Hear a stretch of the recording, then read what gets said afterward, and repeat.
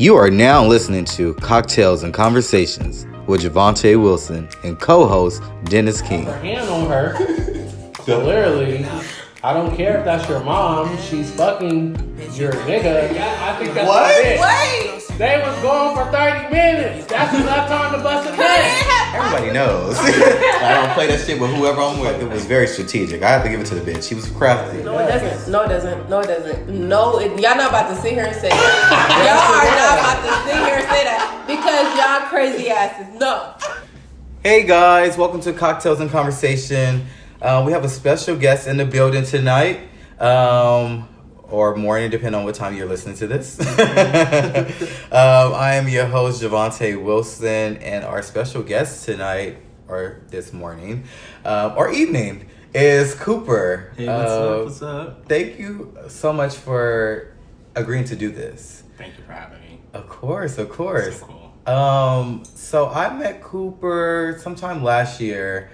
Cooper is one of the most amazing, resilient overall artist and piece of art that I have ever met. He's really an amazing guy. I met you, I want to say it was last year in WeHo. If anybody knows, I work in public health, so we were doing like HIV testing and stuff in WeHo. And then I believe you and someone that you were with that evening spoke with my coworker. Yeah. And then eventually I started coming around the agency I work for, and some other people that we know. Yeah. Yeah. Holy snap. I know. It's Shit. Wow. Yeah, I do remember that. Okay. And so I want to say it was like possibly around summertime last year or something like that. Yeah. It was in the summertime. So yeah, but you know, as long as I have known him, and even, you know, every time I interacted with him or came across him, he has just been super positive, great energy. Everybody know I love good and positive energy. I don't do the bad energy, y'all. Right. But it's just so lovable. Such a great person. So I want to just jump straight into it, and I want you to tell the viewers and the listeners, just, you know, share a little bit about yourself, like where you from, how old you are, Okay. you know. Well, I'm from Mount Vernon, New York. Wait, where? Mount Vernon. Mount Vernon. Oh yeah, I'm gonna try to speak slower. Okay. I speak really quick, really fast. So I'm from Mount Vernon. Okay. Shout out to Money Under Mount Vernon. Hey. Heavy D on the scene, you know. Born and raised there. Was there my whole life. When I was 20, when I was 18, I wanted to move out to LA. Didn't happen. I ended up taking care of my mom for a little bit. And I'm working on projecting because I speak hella fucking well. But I'm 28. I've been in LA for about 6 years now. I'm an artist. I do a lot. I grew up acting and dancing. Those were like my first two loves, acting and dancing. When I got older, I started taking care of my mom when she was on her way, and I started dabbling in music. Okay. And I did a little gospel nights here and there growing up, so for that. Wait, you sing too? Yeah. Well, I don't sing. Okay, because I seen you rap. Yeah. I seen your art, like your clothing, your acting. Yeah. I seen a lot of your art. Your work. Yeah. So I'm like, I miss singing. How did I miss that? I don't do it because I just don't like my voice yet. I'm not comfortable with my voice. I'm sure it's probably amazing. And just to see you rap about just random things that come to your mind is kind of really amazing to watch. Yeah, that's how I started. I started doing rapping, honestly, when I was taking care of my mom. Wow. And I was trying to find a way to distract myself. Got it. From caring for her and going to work at night. And you said caring for her. She had cancer. She had Oh liver wow. cancer. And this one is actually, is it breast cancer? What is it? Or I'm gonna look it up, but there is some type of awareness for cancer that happens in the month of October, and everyone wears pink. And there's so it's almost also like breast cancer. okay, that's what it is. And that's exactly what it is. And they have a breast cancer march that happens every year in the IE that a friend of mine's attends. So yeah. Might have to head out to that E this year. Yeah. If you down to go, I'm down to go with you. Yeah, I Let's mean, do it. I don't really do crap, but sit in the house and create all day. But yeah, I moved out here to LA 6 years ago. I've been here for 6 years. I haven't done much, but I did this Hulu show, which was like scared me to death, and I just stay in the house and just contemplate on life and Now, into the cosmic world right now. So. What made you move to LA? The weather. Well, hello. I'm sure with New York weather, the weather, and I grew up with this whole love for California. Got it. Wow. Second grade, I found out how to write script, and I'm like looking at the DMV book one day, and I'm like, all the license plates. I used to study the license plates and study states. So I look at California, and I'm like, why is California in script? And it's the only plate that's in script. It's an all white plate with script handwriting. I was like, I want to live there. And my mom was like, okay, Earth moves, but if you want to go ahead. And like, I was always infatuated with the script of the license plate of California. Wow. Like, I don't know why. Wow. Yeah. So I was like, I gotta go to California. That and the Serenity Prayer. Wow. It was on my refrigerator. And it had a palm tree and a sunset. Wow. And I'd watch old Hollywood movies, and I'm like, palm tree, sunset, California. I gotta go there. Like, I gotta live there. Wow. And 6 years ago, I made it. You here. Right. And so it's safe to say you're enjoying Cali and the weather. Do you ever go back to New York to I visit? have not been out of California state since I landed here. Wow. 6 years ago. I did one trip 3 years ago, a turnaround trip to New York to drop my dogs off. Wow. And that's when I ended up having to move with roommates, and I moved out of my apartment, and thinking that roommates will bring me more fun, because I was just stuck in my apartment, and I would just stay in my house, and I didn't leave. Yeah. And that was the only time I left, and I came back, and I've been stuck here. Like, I have not left. So. Well, you set your mind and your intentions to be here, and now you're here, and you're like, Right. I'm not leaving. Right. But as much as I want to leave, the universe just hasn't allowed me to leave yet. And so, do you still keep in contact with your family that's in New York? Facebook, Instagram. That's it. That's about it. Like, barely get a FaceTime. Wow. But how do you feel around like holiday times, like with Thanksgiving coming up and Christmas coming up? Do you get like homesick or sad or want to be around your family? Yeah, I mean, I get homesick, but more so just the missing of my mom. Like, that's the only thing like I really get homesick for. I'm adopted, so the lady who took care of me my whole life, she passed away. But I do speak to my birth mother from time to time. Oh, okay. So I do get to FaceTime her. Okay. So we do FaceTime. And I'm just trying to suck in this whole gratefulness of having a second mother. Yeah. To, depend on and lean on and talk to and things like that. So that's pretty much what my holidays consist of. Just saying hello and saying hey to all my 6 other siblings that, I don't really talk to. But do you know why you were placed in foster care? Yeah. Well, my mom, she was on drugs. Okay. It was the 90s. Okay. Yeah. Okay. Yeah. She had like 7 kids. Wow. Okay. By like 6 different men's. But it's happy to say like 2 years ago she finally got married. Nice. She finally got her own home. Nice. She finally just got her license like two weeks ago. She just got her car 2 months ago, so she's like all happy. And so it's safe to say she's clean and she's doing well. Yeah, she's good, and she takes care. Actually, she has my youngest sister. Wow. Okay. Who's 19. And so was that the only one out of the 7 that stayed in her care? Okay. And I'm the only one out of the 7 that actually got adopted out. Oh wow. So it was pretty interesting. So I had like a totally different experience in life. Yeah, which I'm very grateful for. Yeah. And so thankful. And so when did your mother that adopted you pass?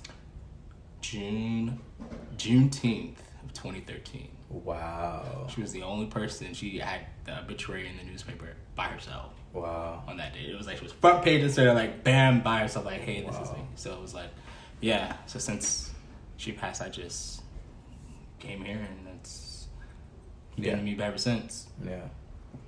Oh, and Yeah. yet again, you guys, I didn't know any of this, and would not have known any of this because of how you maneuver through life, and yet again, that goes back to that resilience. So one of the reasons why I wanted to make sure I brought you on the show is because I was scrolling through Instagram, and I'm like, oh, here's a guy that I met in WeHo, you know, and I'm like, oh, you know, he's super cool. Let me add him on Instagram. And so I'm scrolling through your Instagram, and then I see an image, and the image is of you. It appears to be in the hospital, in a hospital gown. Yeah. You have stitches, you have bandages, and you're in a hospital robe, it looks like. Yeah. And your caption, it said, Tuesday, November 8th, 2016, your rebirth date. You shared that you were stabbed and sliced 5 times for defending someone for being gay bashed. You also shared that your lungs was collapsed and your intestines was hanging. Yeah. But at the end of that message, you also shared that you would do it again if you had to. Yeah. Talk about powerful. I don't really know if it's powerful. It was just how I was raised. Like, it was just like it was like my mother. Like, it goes back to my mom, and as well as DNA. Because my family, they're fighters. Like, my family, they're really smart, but they're fighters. They're street fighters. They're like, and then my mother, who I was raised by, she was a fighter, like, mentally. And she always taught me, like, you always stand up for anybody who's around you in your arm's reach that can't stand up for themselves. That's your job as a black Muslim male. You stand up for them. But this person was actually my best friend. Wow. Javante. Wow. Yeah. Wow. Yeah. And know that. yeah, I purposely didn't want to. It's actually so funny. It's in his book about it. But I didn't want to bring that up for no reason. I don't know why. But yeah, it was actually my best friend. And walking, we was leaving the Lash downtown, and So this happened in LA. in LA. Wow. The day Donald Trump went going on 3 years now. Wow. Like, wow. November 8th, that 7th to the 8th, that morning, 2:00, going to LA Cafe to go and get some food. And yeah, some girls were screaming on one side of the block, and they thought we were with them. We were quiet. We were just walking. Yeah. Yeah. It wasn't even us. Yeah. Guy came running cars. Oh, shut up, faggots, motherfuckers, this, that, there, blah, blah, blah. My knees, I can't run no more. So I'm like, listen, friends ran down the block. I'm like, listen, dude, we don't want no problems. Yeah. Long story short, punches me, kick him in the throat, start fighting, go down, come up. Before I know it, I was in the ambulance. Wow. Screaming to the guy, to the EMT person, I want my best friend, please. Like, please don't let me leave. Like, I can't go by myself. I had to go by myself. Wow. So. Wait, why? Why did you have to? There was no reason. There was no reason why I'm like saying like And your best friend was fine. And he was fine. I was very coherent. You know, I knew what was going on, and maybe they were afraid that you would not make it because of the state that you were in. They strapped me down to the bed. He pulled out my ID and said, "You're one of them. If you don't shut up, we're gonna make it worse." One of what? I closed my eyes. And said, "Mom, I'm coming home." Wow. Legit, like, I really thought that was it. Wow. Like, Mom, this is it. Like, hey, because I was Muslim. And my whole entire name used to be on my ID. Wow. So after that, of course, I went to the DMV and I took out my middle name. I'm like, things changed. I'm like, wow. yeah. Wow. So, yeah, 7 days later, I went back to work. You were back to work 7 days later? Yeah, I had to pay the rent. Well, I you live in LA. Front desk crouched over like, Wow. like, yeah. Wow. I'm surprised you were even out of the hospital in 7 days, let alone back to work. Yeah. Wow. Can't stop the money flow. Yet again, resilience at its finest. I don't know. At its finest. Wow. Yeah, it's just keep going. Well, thank you for being you. Ah. Thank you for being you, because that's amazing. We can only pray to have someone, in our lives that's willing to go to that length of protection for someone that you care about. That is... Well, I wish I was still talking to him right now.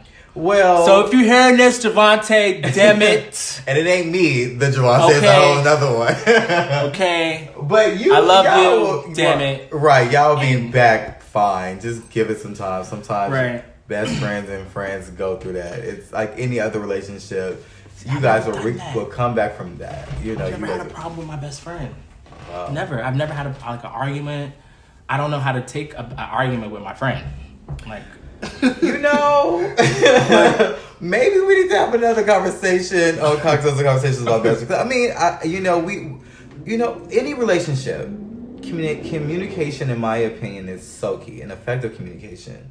Yeah. And we all are human. We all have our own moments, our moments to where sometimes we just need a minute. Sometimes we have off days. Sometimes we fuck up. Yeah. And you kind of got to just allow that person to have their moment and be human.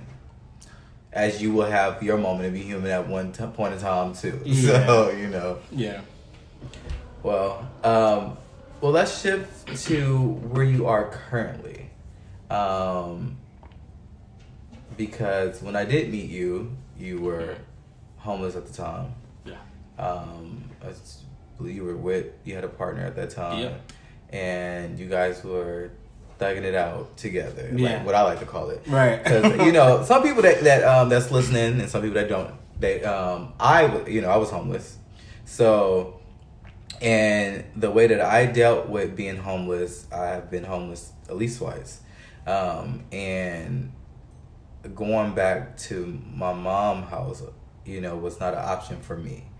I felt like if I would have went back home to my mom the first time, it would just have stunt my growth. Mm-hmm.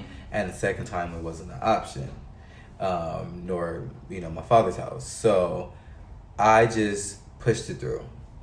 Thank God I had a car to sleep in. What I would do is me and my dog would be in the car with all my clothes packed up, and I would drive and park in front of my grandmother's house, and she had her little system to where she would turn off the porch light when she'd wake up. And so when she turned off the porch light, I would act like I'm so coincidentally coming over to come visit her.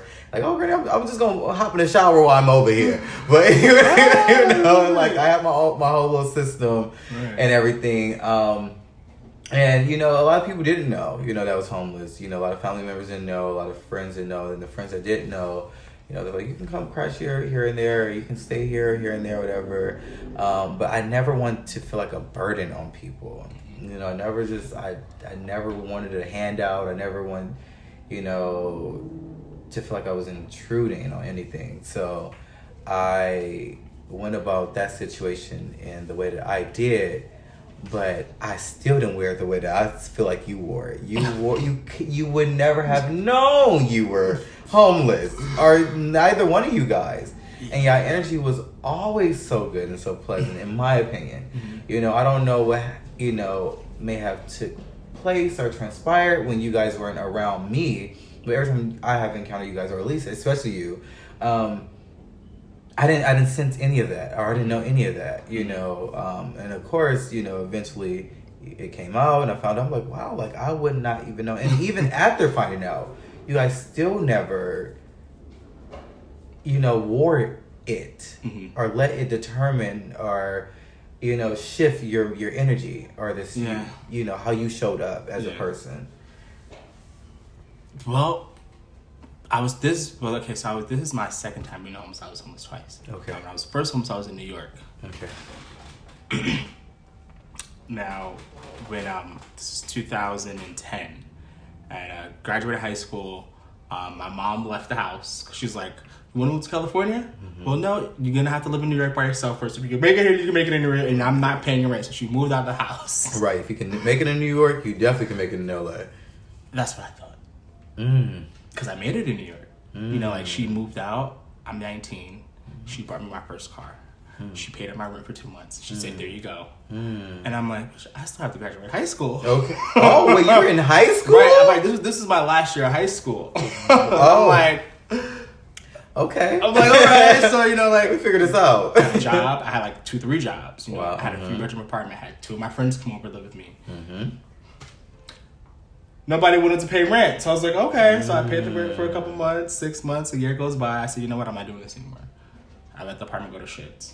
But then what happened was sort of my life. So I had to live in my car, me and my dog. Me and my dog did it. And when that first happened, I tried to ask my mom, "Mom, can I come live with you?" This is a whole year later. She's in North Carolina now. She's like, "This is my first time being alone, and I'm happy." And all my life, and I just want to live my life by myself. And I was like, Devastated. "What? Like what? What you mean? I am your life. Right. Like, no, you're not doing this." Yeah. So it was like, okay. Then when I moved out here, never thought it would happen again. I had to sleep on the beach. Wow. I had to sleep on the trains, on the buses. And I'm like, and I came from working, you know, banking at weed shops, making money, thinking to now, like, I'm on the fucking bus. I'm on the fucking expo line. I'm going out to fucking Azusa, okay? Because like, Wow. what's the longest route to get some Z's on? Yeah. And I'm like, and when it happened, the day it happened, I met the guy who I was dating at the time. So ironically, he was going through the same exact thing parallel. To what I was going through. Ironically, he has the same exact life. He has 7 different siblings. His mother, very, very similar like upbringings. What are the fucking odds? Right. Wow. So I'm like, that's like mentally. I'm like, is this? I'm like, is this? I'm like, God, is this what you're trying to show me right now? Like, is this the Right. person I should like? Because I didn't know what I was gonna do. Yeah. After that day, I had to leave. Yeah. Wow. He had to leave, and it was like, what are the fucking odds? You guys were. So we just clicked on a brother level.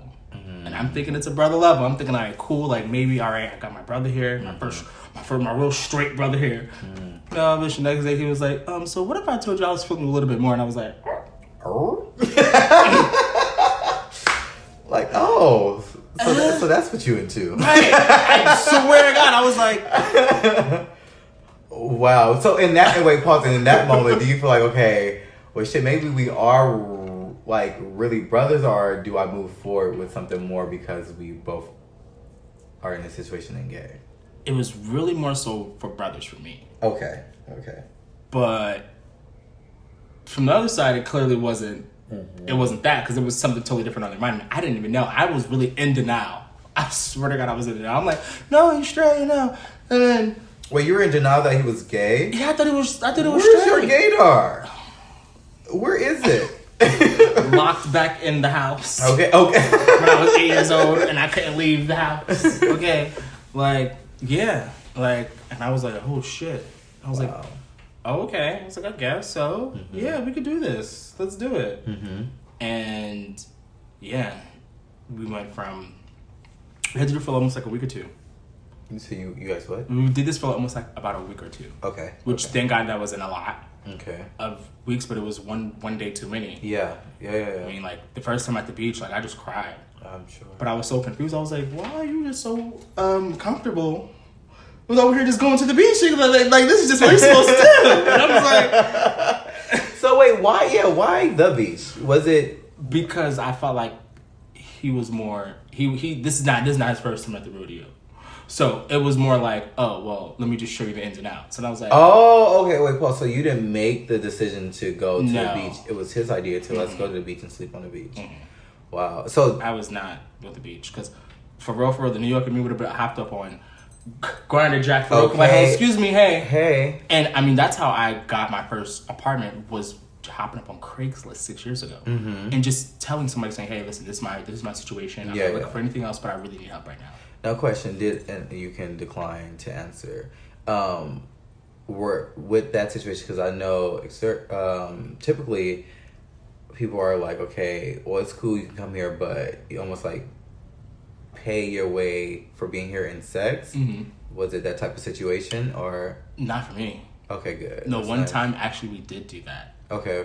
We didn't have sex, but he hopped up on Grindr and was like, the guy thought something was gonna happen, and we just was like chilling there talking all night long, and I'm like, well, I'm trying to go to sleep. Like, and he was just you didn't tire him out. We just sat there talking until like, but he like kind of finessed the dude, just like this is not his first time. He knows. Oh wait, you're saying your partner knows how to talk to these people and just like talk them down to just like, well, hey, like I'm about to go to sleep. So So he had his survival skills were already intact. That he knew what to do to kind of make it and make it work. Me, I'm more the person that's like new to this shit. Yeah, but I'm also like, well, I usually do things when this ever happened, I'd be by myself. Yeah. Never expected to have it go through with somebody, which was a new perspective and a whole new lesson, which I'm very grateful for.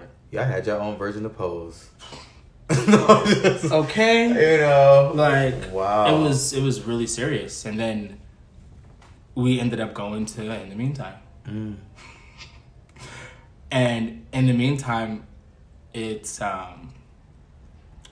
crazy because 6 years ago when I first moved here, I seen the billboards. And I'm like, oh my God, what is this place? Oh, Black Cave, such. And the only reason why I never went was because it was because of the logo. This is how sick of a artist I am. The logo is the same exact logo that my mother drew.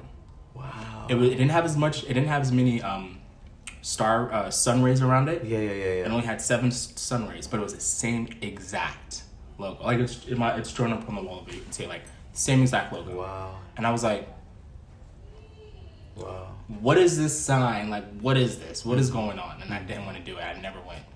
6 years later. Wow. Well, 5.5 years later. Wow. And honestly, had I found that place 6 years ago, I wouldn't be in a certain position that I would be in now. But it was like, wow, right on time. Like, it ain't late, but it's on time. That's definitely powerful because the first time that I became homeless, that's similar to my story, and that's when I started working at In the Meantime. And I remember having a conversation with my boss, current boss, Jeffrey King, about my situation. I was working at a job at the time that lost the funding, so that means I lost my job. They didn't tell me until they held the information for some weeks. I didn't get paid, and so I'm like, down now my rent and car notice due, all this other shit. And so boom, I get a call like, oh, you can pick up your check, we need to talk to you. So I'm like, okay, cool. So I'll go. This is the current job, and they're like, here's your check, but we have to let you go. And I had to make a decision to pay my rent for that month. But now my car is up for repossession, and now I don't have money to pay the following month's rent. And I remember having a conversation with Jeffrey King and just explaining and telling him, my story, whatever. And I applied for that job for 2 years before I even got a damn call back. Before I even got called back, and God does things in a mysterious way, and I just feel like things happen the way that they're supposed to happen and when they were supposed to happen. And so, I'm happy to say 9 years later, here I am. Bam. Going on 9 years in January, I'll be there, have been there. So that is very, very interesting. But yeah, so let's do a little lighter note. So how are you current day? How are you feeling these days? These days, I'm finally in my own apartment. Yes. I've been here for 2 months. Which is a amazing apartment, man. Amazing. Yeah, but 2 months and 2 days today. Okay. 2, 4. Numerology. Yeah. I've started like 2 or 3 different brands. Okay. Since I've been here, which I'm now trying to hone in and build one and focus myself on one brand and one vision. So why 2? How did 2 come about? Well, okay, it started from a podcast, from a blog, a Young Broken Artistic. I wanted to help different artists, connect different artists across the world and blah, blah, blah. Which I started when I was taking care of my mom because it was one of the outlets. I was like, okay, I need something to do. I don't want to get sucked in depression, so I was using these things like, okay, I have to do something. So that started 6 years ago. And ironically, the Banjo Ball, the whole thing that happens out here, I was that couple, Purple Crush, I interviewed them for my blog 6 years before they started the Banjo Ball. Wow. And before they even started, and it was so crazy, like universal thing. I moved out here a year later and I find them and I'm like, maybe I should get back to this. Maybe I need to get back on the ball. So I tried to do my clothing and I was doing my clothing and it was like whatever. And then I put back up my blog and my whole brand of like, do I want this to be a blog or like a creative agency where I help different creatives, cultivate their art and mold ideas and create ideas and, help production, help all these things. Yeah. And so then I did that. And then that's what I've been like going in between back and forth. Like, do I do my own thing or do I do things for the artist? Yeah. So it's like I get more joy doing things for the artist versus doing my own thing. Because when I do my own thing, it's very hard and difficult to find other people to help you do. You have to have help doing your own thing. Like it's. Oh, I know. Anybody that's listening have heard me talk about previous episode how I've been doing everything, but I get what you're saying. Yeah. So it's like I'm just kind of really in. Like at the crossroads, like, do I do my own thing or do I wholeheartedly commit myself to do things for the artist? And I met this white lady the other day. It's a Caucasian lady at the Waco showroom, Beyonce and Daddy little showroom up in North Hollywood. Oh. Yeah, it's right there. I didn't know. Oh. Yeah. I didn't know about this either. Right. I walked into the bathroom and I was like, Lawson. It's like Tina knows. And I'm like, oh shit, this is where I'm at. Crazy. Wow, I need to check it out. Yeah. White lady walks in and she comes all the way up past all the other sea of black people. She comes all the way to me. And I'm like, hi. I'm bartending and I'm like, what can I get you to drink? She's like, no, I want to talk about this art and da-da-da. And I'm like, of all these sea of blackness, you come to me for whatever reason it was. Long story short, she took my number down. She was like, we're gonna go out for dinner. Like, you're gonna get your art out. You're gonna focus on like whatever's holding you back. It's you. You're holding yourself back. Blah blah blah. And I'm like, is this my mother here talking? Okay, I was just gonna. Oh my god, that's crazy. I was gonna say like it's people are used to speak to you and tell you what you need to hear, and for things to start to fall in alignment already with your living situation and your life getting back to in a good place. Yeah, this is it was sound like a season. It was trippy. Yeah, and I'm like, and we talked for me like 45 minutes. The whole last 45 minutes of the show. Wow. She had me outside of the whole exhibit talking to her, and it was like I was just like. I couldn't leave. And but I have a habit of I'm not starting brands, but creating ideas from like building plans from ideas. Like I have 6 books. They're sitting in the back, like just 6 books of ideas that I've just written since the past 6 years I've been here. And every time I get an idea, I'll think of something creative, I write it down, then it turns and it builds, and I just keep writing and writing and writing. And then I don't do anything with it. And so maybe part of your gift and your purpose is to help other people bring those feelings that they can't quite make out to life. You know, That's what I get my most joy. Yeah, and like it's so boring being alone doing things. Yeah, I'm sure. Well, depending on who you are as a person, because some people they like to create individually, but some people also get feed off other people's energy and love creating with other people.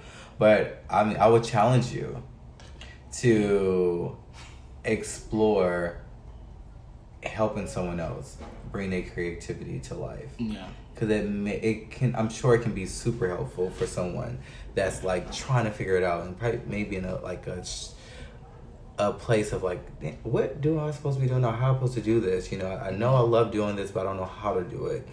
I know a couple of people that can use your help, but I think that may be part of your gift. Yeah, that may be part of your gift. That's basically what I'm trying to just aim for right now. Yeah, like is build that. And the hard part is making it lucrative. Because I can help. And I like for the past 6 years I've been here, I've helped my friends. Yeah. Like whether they need a photo shoot done, whether it's from styling or whether it's from location scouting or from just creative directing or from directing the photographer where to shoot and how to shoot it. I've done it, but I haven't done anything collectively. Mm-hmm. And my problem is when I can do things, but I like doing things as a collective, like together. Yeah. And I can do and like, when I'm not doing it together, for me it's just like it's almost draining. I almost feel drained. Yeah. When it's like when I know people that can be working with other people, people can be working together and things like that, but nobody's doing it. Yeah. Like nobody's willing to work together.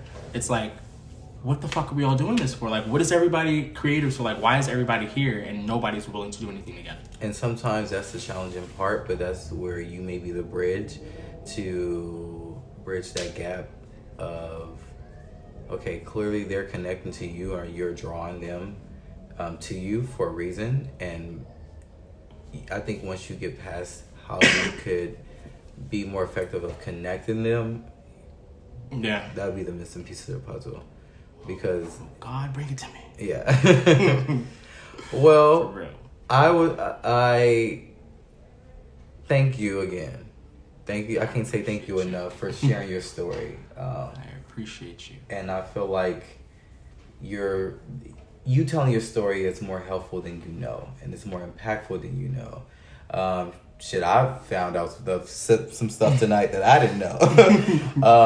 But I appreciate you for sharing. And I want you to share where some people can get some of this merchandise, this merch from, because you have some cute pieces. And and you got a rack over here that I'm looking at. I'm like, okay. This whole entire rack, like, it's about like maybe 20-something pieces up there that I've done. Yeah. And I started it when I was taking care of my mom. Yeah. Wow. Like it's been 6 years in the making of like of things. And I'm actually gonna be at the market, the Melrose Market. Okay. In Fairfax. I don't know if it'll be next Sunday, but when? This month. Okay. It'll be this month. Okay. I'll let you know when. I'm not too sure when exactly. Okay. But I was actually just talking to my friend today about it. Because he wants me to start doing those, doing some earrings. I stare at this for the past couple of days to. That's what I'm saying. So you guys, I wish you guys can see this. That's why when I call you an overall just art piece, an artist, like he creates jewelry, he creates clothing, he creates music, he's an actor. You are an overall artist. Appreciate it. It just seems like any form of art that you tap into, you excel at. And so that's amazing to me. But then I get lost. And I just keep doing things like and so many people keep telling me you have to pick one. Well, no, I don't think you have to pick one, but I think you need to get focused. You need to sit down with yourself. We can sit down together and create a plan of action of what you want to do with each individual venture and start making strides with at least one or two of those before picking up another thing. So you take into account the resources that you have to do what you need to do and see how realistic it is and then make it happen. And taking one thing at a time, but I don't think you have to do one thing. Right. So you can, the skies are the limit. I'm trying. I'm trying. You got it. Well, thank you. And so before we get out of here, would you mind sharing your social media or where they can find your art or your merchandise or just share any of your platforms that you like to share? Well, okay, my Instagram is I'm Lord AF. That's I am. Well, not I am. The letter M. Lord LORD AF. That's art fart. Lord is fun. Oh my god! Like everyone's like Lord is fun. Okay. No, Lord art fart. Lord Koopa is my SoundCloud, but all that stuff's connected to my Instagram. So when you go there, just pay attention to the link in the bio because it changes frequently. Every time I think of a new idea, honestly, I create it. Yeah. So like I'll go and I'll buy a domain, I'll go and I'll create a site, do this whole thing, but I'll park it, then it'll just sit there. Yeah. Just I guess basically my Instagram, because that's where I'm going to be posting basically everything. Instagram is really literally my only gateway to like the rest of the world. Yeah, I noticed that because I've seen links to your clothing. I've seen links to your SoundCloud.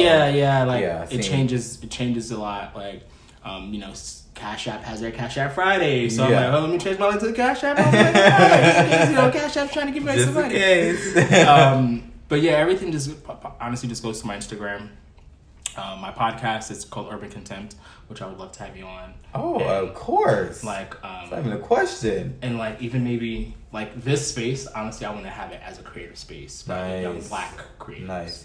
Well, as you were speaking, I was already thinking, well, maybe we need to bring you on as one of the creative team for the Cocktails and Conversations and kind of help develop what the show will look like moving forward. That would be amazing to get your input. And because the goal is for us to become more visual than just audio, but we're starting with audio.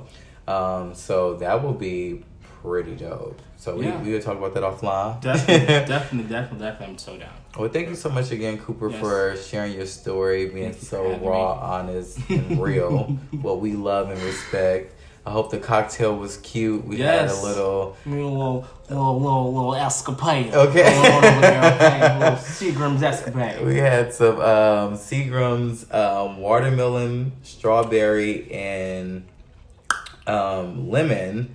It's called, what is it? Jamaican me happy. Okay, Jamaican me happy. Jamaican me blood clot happy. I ain't got my glasses on, y'all. So happy. With a fresh piece of watermelon in our glass to go along with it. So it's going to suck up that alcohol. Okay, talk about an edible. A liquid edible. Oh, okay. What's that called? That little mump it. I'm like, you making some noise with your mouth. The listeners may be a little curious about something else. But thank you guys for tuning in for another Cocktails and Conversation. I hope you guys tune in next week. Love y'all for listening. Talk to you soon. Yes. Bye.